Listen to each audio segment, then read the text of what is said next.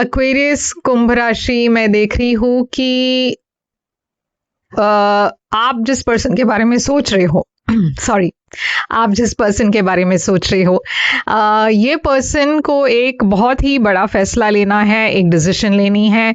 आप काफ़ी टाइम तक इस पर्सन के फैसले के लिए वेट करते रहे, मगर अब आप और ज़्यादा वेट नहीं कर पाओगे। और ये वो घड़ी है जहाँ पे या तो ये आगे बढ़ेगा रिलेशनशिप या नहीं। तो ये एग्जैक्टली क्या चल रहा है हम आपके रीडिंग में देखते हैं, और देखते हैं इस पर्सन की करंट फीलिंग्स और फ्यूचर एक्शन क्या होने वाला है। तो एक्वेरियस कुंभ राशि, चलिए देखते हैं कि क्या मैसेजेस आ रही है आपके लिए। आपकी ओवरऑल एनर्जी है जस्टिस। तो याद रखिएगा कि ये एक जनरल रीडिंग है, शायद सभी मैसेजेस सभी के साथ रेजोनेट ना हो। वही मैसेजेस लीजिएगा जो आपसे रेजोनेट होता हो, और जो नहीं रेजोनेट होता उसे छोड़ दीजिएगा। ये एक्वेरियस सन साइन और कुंभ राशि वालों की रीडिंग है।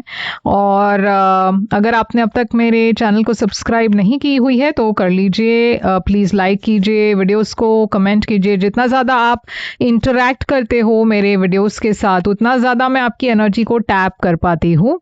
एनर्जी टैपिंग से ही आपको आगे चलकर वीडियोस ज़्यादा रेजोनेट होते हैं। और पर्सनल रीडिंग के लिए आप मुझे कांटेक्ट कर सकते हो, मेरे व्हाट्सएप पर मैसेज भेज दीजिए और मैं आपको पेमेंट डिटेल्स भेज दूंगी, क्योंकि पर्सनल रीडिंग्स पेड रीडिंग्स है। तो एक्वेरियस मैं देख रही हूँ आपके लिए ओवरऑल एनर्जी है जस्टिस। जस्टिस लीब्रा एनर्जी है, मगर जस्टिस एक न्याय की एनर्जी है, लीगल एनर्जी है। तो हो सकता है कि आप एक लीगल सिचुएशन में हो। ये रोमांटिक मामले में अगर हम देखें तो ये डिवोर्स हो सकता है। कुछ लोगों के लिए ये शादी भी हो सकती है, क्योंकि शादी भी एक लीगल कॉन्ट्रैक्ट होता है। मगर ये कार्मिक जस्टिस भी है, तो कर्मा आपके फेवर में है, ये ऐसा दिखा रहा है। ऐसा भी हो सकता है कि आपके हित में कर्मा हो, यानी कि अगर आपको लग रहा हो कि किसी ने मेरे साथ धोखा दिया, किसी ने मुझे धोखा दिया है, इस पर्सन ने जो किया सही नहीं किया, तो इस महीने सब कुछ बैलेंस आउट हो रही है। सबको अपने किए की कर्मा मिल रही है और आपको कोई रिवॉर्ड मिल रहा है। तो देखिए 7 ऑफ कप्स है यहाँ पे। कंफ्यूजन की एनर्जी है, बहुत सारे ऑप्शंस की एनर्जी है। मैं देख रही हूँ कि आप इमोशनली थोड़े वल्नरेबल फील कर रहे हो, क्योंकि क्लैरिटी नहीं है मन में। बहुत कंफ्यूज्ड हो क्योंकि बहुत ऑप्शंस है मन में। ऐसा भी हो सकता है कि आपकी हाल ही में डिवोर्स हुआ हो और आप नए शुरुआत करने वाले हो अपने लाइफ में, और बहुत सारे ऑप्शंस है डेटिंग में, बहुत सारे लोग आपसे अट्रैक्टेड है। आप कंफ्यूज्ड हो, आप नर्वस हो, आपको एंजाइटी है क्योंकि पता नहीं आगे चलकर क्या होगा। ओके, तो ये सारी चीज़ें हो सकती है। आपके जो पर्सन है जिसके बारे में आप सोच रहे हो, ये पर्सन की एनर्जी है एस ऑफ कप्स। तो ये जो भी है ये आपके तरफ आना चाहते हैं एक प्यार का ऑफर लेकर, मगर यहाँ पे कॉन्फ्लिक्ट है, 5 ऑफ वॉन्ड्स। या फिर ये पर्सन को लगता है कि आपके अटेंशन के लिए उन्हें लड़ना पड़ रहा है, क्योंकि आप कंफ्यूज्ड हो, आपके लाइफ में बहुत सारे दूसरे ऑप्शंस है। तो ये पर्सन लड़ने के लिए तैयार है। या फिर जैसे मैंने कहा, यहाँ पे एक थर्ड पार्टी हो सकती है जहाँ पे ये पर्सन कंफ्यूज्ड है कि अब आगे बढ़ना है या नहीं। आप दोनों की करंट सिचुएशन में भी लवर्स है, जो ऑप्शन की एनर्जी है, यानी कि एक पर्सन को इस रिश्ते में दो लोगों के बीच में चुनना है। अब ये आपके साइड में हो सकता है जहाँ पे आप अभी भी शायद डिवोर्स ना हुआ हो, आपको दो लोगों के बीच में चुनना हो, या फिर आप मैरिड हो और आप किसी नए पर्सन से मिले और यहाँ पे आप कंफ्यूज्ड हो दो लोगों के बीच, आपके पार्टनर और ये नए पर्सन, या फिर इस पर्सन के लाइफ में दो लोग हैं। ओके, तो जैसे आपकी सिचुएशन है वैसे उसे आप ले सकते हो। एस ऑफ वॉन्ड्स है यहाँ पे। देखिए पैशन है आप दोनों के बीच में, अट्रैक्शन बहुत स्ट्रांग है। यहाँ पे आप दोनों एक साथ आना चाहते हो, एक रिलेशनशिप चाहते हो, मगर यहाँ पे जैसे मैंने कहा एक चॉइस है, किसी एक पर्सन को यहाँ पे चुनना पड़ेगा दो लोगों के बीच। पास्ट में आप दोनों ने एक रिस्क ली, आप दोनों ने सोचा कि इस रिश्ते में हमें एक मौका तो देना चाहिए, देखना चाहिए कि क्या इस रिश्ते में कोई फ्यूचर है या नहीं, या फिर आप दोनों ऐसे ही कैजुअली मिले होंगे। मगर यहाँ पे मुझे ऐसा लग रहा है कि एक पर्सन मैरिड थे या मैरिड है। आप दोनों काम के सिलसिले में मिले या एक ही ऑफिस में काम करते हो और उस तरह आपकी इंटरेक्शन हुई। और ये जो रिश्ता भी है वो ऑफिस के थ्रू, मतलब काम के थ्रू ही हुआ। आपकी करंट फीलिंग्स इस पर्सन के लिए है 4 ऑफ कप्स। कहीं ना कहीं आपकी इंटरेस्ट लेवल्स कम हो रही है एक्वेरियस, ऐसा क्यों है? ओ डेविल एनर्जी, क्योंकि आपको लग रहा है ये सिचुएशन काफी कॉम्प्लिकेटेड है। आपको लग रहा है कि ये सिचुएशन में कोई फॉरवर्ड मूवमेंट नहीं है, क्लैरिटी नहीं है। आप क्लैरिटी चाहते हो, आपके मन में आप क्लियर हो कि आपको क्या करना है, मगर इस पर्सन के मन में वो क्लैरिटी नहीं है। देखिए, ये पर्सन काफ़ी स्टक फील कर रहे हैं। ये पर्सन डिसाइड नहीं कर पा रहे हैं कि आगे कैसे बढ़े। ये थोड़े से स्टैग्नेंट फील कर रहे हैं। किंग ऑफ कप्स है यहाँ पे, तो किंग ऑफ कप्स एक इमोशनल एनर्जी है और ये पर्सन हील करना चाहते हैं। ये पर्सन चाहते तो है आपके साथ वो आगे बढ़े, मगर कहीं ना कहीं इस पर्सन के तरफ से मैं देख रही हूँ काफी कॉन्फ्लिक्ट है। तो क्या है यहाँ पे आपकी इंटेंशन?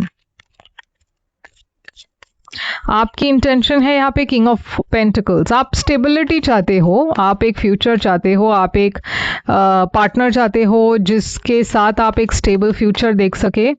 और आप जो भी डिसीजन लेना चाहते हो सोच समझ कर लेना चाहते हो, कोई जल्दबाजी नहीं करना चाहते। आप काफ़ी प्रैक्टिकल हो एक्वेरियस। ये पर्सन आपको चाहते तो है मगर उनकी इंटेंशन है पेज ऑफ वॉन्ट्स।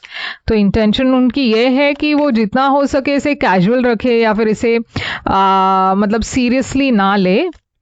मगर व्हील ऑफ फॉर्चून है यहाँ पे। देखिए, वो आगे बढ़ना तो चाहते हैं मगर मुझे ऐसा लग रहा है कि क्योंकि ये पर्सन मैरिड है वो कुछ कमिट नहीं कर रहे। उनकी इंटेंशन तो है कि वो वेट करे, ओके, कोई कमिटमेंट ना दे, देखे कि क्या हो रहा है। मतलब उनको कोई ऐसे जल्दबाजी नहीं है या फिर वो कुछ कह नहीं रहे हैं, आपको ऐसे थोड़े से रोक कर रखे हुए हैं। तो आपके मन में काफ़ी सवाल है, आप बहुत क्यूरियस हो। आपकी एक्शंस है हर्मिट, तो आप थोड़ा सा डिस्टेंस रखने लगे हो अब इस पर्सन से। क्योंकि देखिए, जब ये पर्सन आपको कोई कमिटमेंट नहीं दे रहे और यहाँ पे थर्ड पार्टी है तो आप थोड़े डरे हुए हो। आप शायद इस साइकिल में पहले भी थे, ऐसे साइकिल में, यानी कि आपके लाइफ में ऐसे पहले भी हुआ हो और आप डरते हो कि आपको फिर से कोई धोखा ना दे, तो इसीलिए आप केयरफुल हो। और ये पर्सन की फ्यूचर एक्शंस क्या है? ये पर्सन की फ्यूचर एक्शन है 10 ऑफ पेंटिकल्स। ये अपने फ्यूचर को देख रहे हैं, फैमिली लाइफ को देख रहे हैं और ये सोच रहे हैं कि उनको क्या लॉस होगा, उनको क्या गेन होगा। मतलब ये पर्सन ये सोच रहे हैं कि मैं क्या करूं, क्योंकि अगर मैंने ये रिश्ते में हाँ कह दी तो मैं क्या लूज आउट करता हूँ, अगर मैंने मना कर दिया तो मैं क्या लूज आउट करता हूँ। तो ये पर्सन के मन में काफ़ी सवाल है, डिसीजन भी है। तो आउटकम है यहाँ पे चैरियट, एक चॉइस की एनर्जी है, चैरियट आगे बढ़ने की एनर्जी है। मुझे ऐसा लग रहा है कि या तो अब ये सिचुएशन ऐसा हो गया है कि या तो हाँ है या ना है, यहाँ पे कोई बीच वाला रास्ता नहीं है। तो ये पर्सन को क्लियरली चूज करना होगा दो लोगों के बीच में कि क्या उन्हें आपके साथ आगे बढ़ना है या अपने पार्टनर के साथ आगे बढ़ना है। और जो भी है, अगर ये पर्सन ने चूज किया अपने पार्टनर को तो आप रेडी हो इस रिश्ते से हट जाने के लिए, क्योंकि आप ऐसे कोई एक रिश्ते में नहीं रहना चाहते जहाँ पे थर्ड पार्टी हो, कंफ्यूजन हो, ड्रामा हो। तो यहाँ पे ऑलरेडी एक लॉस की एनर्जी है। तो कहीं ना कहीं मुझे ऐसा लग रहा है कि आपको भी लग रहा है ये नहीं वर्कआउट होगा, ये सिचुएशन बहुत कॉम्प्लिकेटेड है और आप इसमें ज्यादा ड्रामा नहीं चाहते। तो यहाँ पे है stay optimistic about your love life आया है। Positive thinking and faith will bring you romance. तो यूनिवर्स कह रही है कि आप ऑप्टिमिस्टिक रहे और ज़्यादा नेगेटिव ना सोचे अपने लव लाइफ के बारे में, क्योंकि आप में से कुछ लोग बहुत ज़्यादा नेगेटिव हो चुके हो, ऐसे एक कॉम्प्लिकेटेड रिश्ते में हो तो और भी ज़्यादा आपको लग रहा है कि यार मेरे साथ ही क्यों ऐसा होता है।